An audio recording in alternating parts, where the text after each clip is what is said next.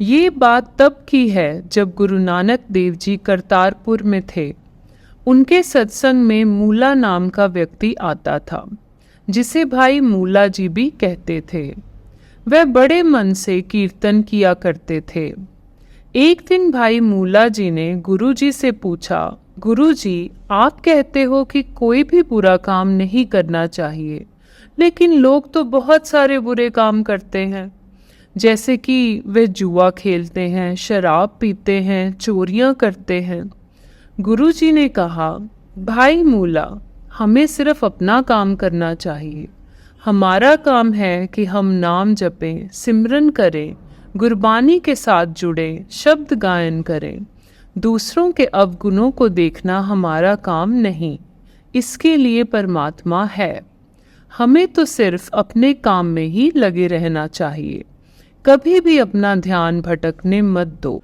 गुरु जी के ये वचन भाई मूला जी ने गांठ बांध कर रख लिए। उस दिन के बाद भाई मूला जी ने अपना ध्यान सिर्फ परमात्मा की ओर लगा दिया। रोज गुरु जी के सत्संग में आकर शब्द गायन करते। एक दिन भाई मूला जी अपने घर पर थे। तब एक व्यक्ति आया और उसने कहा, मैं गुरु नानक देव जी का सिख हूँ। भाई मूला जी ने उस व्यक्ति की बहुत आवभगत की। उस व्यक्ति ने गुरु जी का शब्द भी गाया। गुरु जी की बातें करते करते रात हो गई। भाई मूला जी ने उस व्यक्ति को कहा कि आप हमारे घर पर खाना खाकर रात गुजारें। उन सभी ने खाना खाया और सोने लगे। उन दिनों महिलाएं सोने से पहले अपने गहने उतारकर एक बर्तन में डाल के रसोई में रख देती थीं। जब मूला जी की पत्नी ने अपने गहने उतारकर बर्तन में डाले और रसोई में रखे तो उस व्यक्ति ने देख लिया कि गहने कहाँ रखे हैं। जब सारे सो गए तो वे उठा और गहनों वाला बर्तन उठाकर दरवाज़ा खोलने लगा।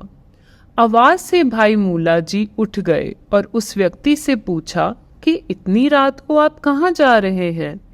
व्यक्ति ने कहा कि मेरे पेट में कुछ गड़बड़ है, तो पेट साफ करने बाहर जा रहा हूँ। घबराहट में उस व्यक्ति के हाथ से गहनों वाला बर्तन गिर गया। भाई मूला जी ने वह बर्तन उठाकर उस व्यक्ति को दिया और कहा, ये आपका सामान गिर गया है। वह व्यक्ति गहने लेकर जल्दी से वहां से चला गया। सुबह जब भाई मूला जी की पत्नी उठी तो अपने गहनों वाला बर्तन रसोई में नहीं पाया।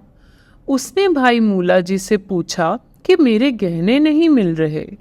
भाई मूला जी ने कहा कि कल रात कुछ चोर आए थे, वे गहने लेकर चले गए। तभी उनकी पत्नी ने पूछा कि रात को जो हमारे घर व्यक्ति आया था वह कहाँ गया। भाई मूला जी ने कहा कि शर्मिंदगी से बचने के लिए वह भी चला गया ताकि इस चोरी का इल्ज़ाम उसके सिर पर ना आए। अगले दिन वे सत्संग में गए। गुरु जी ने भाई मूला जी से पूछा, मूला, मैंने सुना कि तुम्हारे घर में चोरी हो गई। जी गुरु जी, भाई मूला जी ने कहा। गुरु जी ने कहा, भाई मूला, सच सच बताओ कल क्या हुआ था।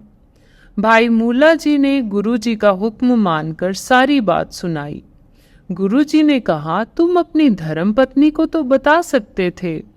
भाई मूला जी ने कहा, गुरु जी, वह व्यक्ति अपने आप को आपका सिख कह रहा था और आपका शब्द भी गा रहा था।